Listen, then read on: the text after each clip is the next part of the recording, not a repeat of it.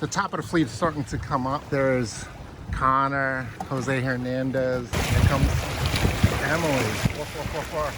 Yo, you go, girl! Hey guys, this is Lee here. And in this video, I'm going to share with you some highlights from the North American Championship held in Lake Norman, North Carolina.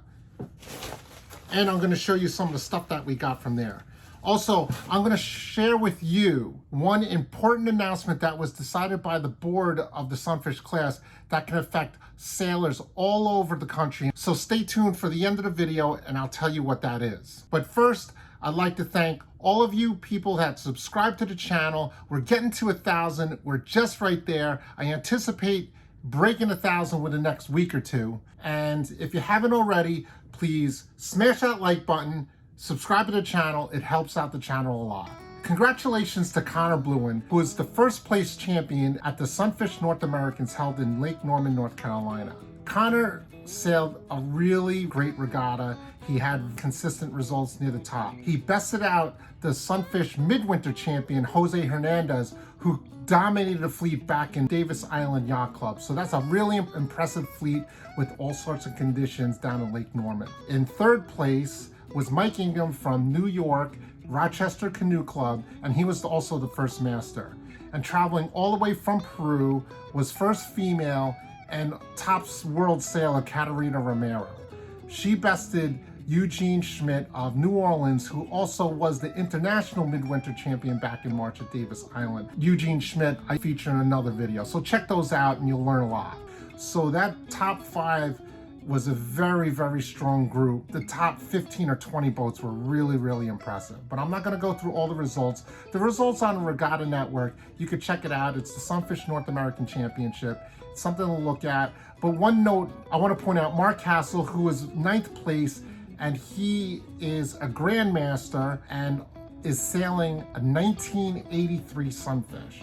There's nothing really crazy about the Sunfish except it's sailed on a lake, it's pristine condition. So congratulations to those winners and all the other competitors. We had 81 sailors. Everyone had a really great time in Lake Norman. They all did a great job putting on a good show, and it was a lot of fun. I just want to point out someone who was in the top 10 all weekend until the last couple of races was Bob Finley. He sailed his boat that he won all those championships with. I made a video a couple of months ago, so check out that video of Bob Finley. So let's get to see what was in this swag bag. I actually never opened everything. This is the Sunfish Lake Norman logo. This is Lake Norman, and we sailed about right there. And they gave us a bag of stuff, so let's see what's in it.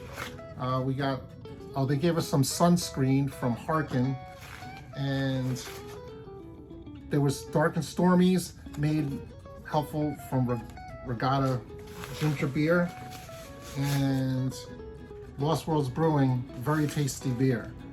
There's the dark rum that, it was a Dark and Normie. It wasn't really a Dark and Stormy because Dark and Stormy is owned by Gosling's. And here's a nice tech shirt with a nice logo on it. It's really cool.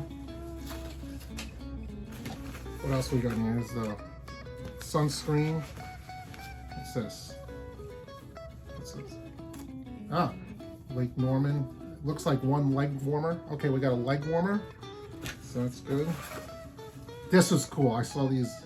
This is the 2021 Sunfish North Americans. These are nice hats. I really love the Lake Norman logo with this black circle behind here. That's really cool. Like a black circle. More sunscreen. Regatta. Lip balm. Ooh! Shot glass. From Muddy River Distillery. That's cool. It's a magnet with the Lake Norman on the circle here. All right, and we got this nice bag. So thanks a lot to the Lake Norman Yacht Club for giving us this cool stuff. I'll put this over here later. Okay, so now for the big announcement that was voted on by the Sunfish Class Board and approved. This could affect all sailors that are interested in sailing in a regional regatta, is that class legal stuff is not required to sail in a regional regatta. However, there's some provisions about this.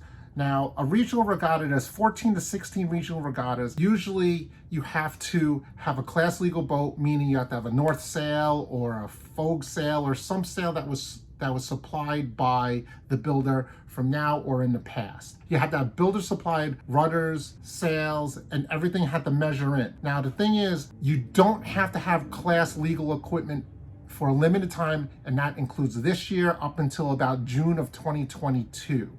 What that means is that if you have just bought a boat, $300, $400, $500, and you can't find a racing sail that's just say north, and you get something from sunfishdirect.com or Intensity Sail or the Dinghy Shop, and it's their brand and it's not from the builder, that will be legal to use. One provision with these non-class legal things, you can't have something that's very extreme and that'll give an obvious advantage. For instance, on some of my previous videos, I said the most extreme sunfish in the world, you can't use a Farrar Mylar sail. So you can't use a Farrar sail with the Mylar and it's bigger.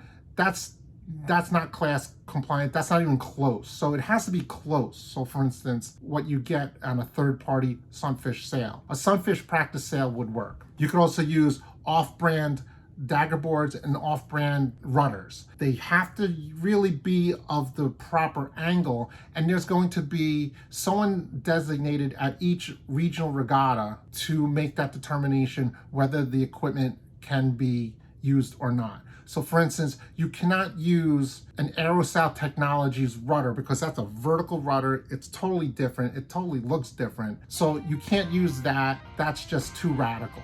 But if you use something that's still about 120 degrees and it looks like a Sunfish rudder or it looks like a Daggerboard, you are allowed to use it in a regional. That means you can compete, but there's one thing that you should know. If you do compete with non-class compliant parts, you're not allowed to win any awards, even the local awards, and you're also not eligible to qualify for the World Championship next year, which happens to be at Lake Garda, Italy. So if you really want to win an award, whether it be 5th place, top female, top junior, top master, or qualify for the World Championship, you still have to have class legal equipment. If you're on the fence whether or not you should race, you're more than welcome. All you have to do is join the class, pay for your regatta entry fee, and then race. You don't have to worry about my baler is not class compliant. It helps people who are just getting in the class be able to sail. But if you really want to qualify, if you really want to win something, if you want to take home a prize, make sure you have class legal equipment. So that's the news. I hope you enjoyed it. If you find any value from this video, please smash that like button, subscribe to the channel, hit that notification bell. I really appreciate it, and I'll see you on the water.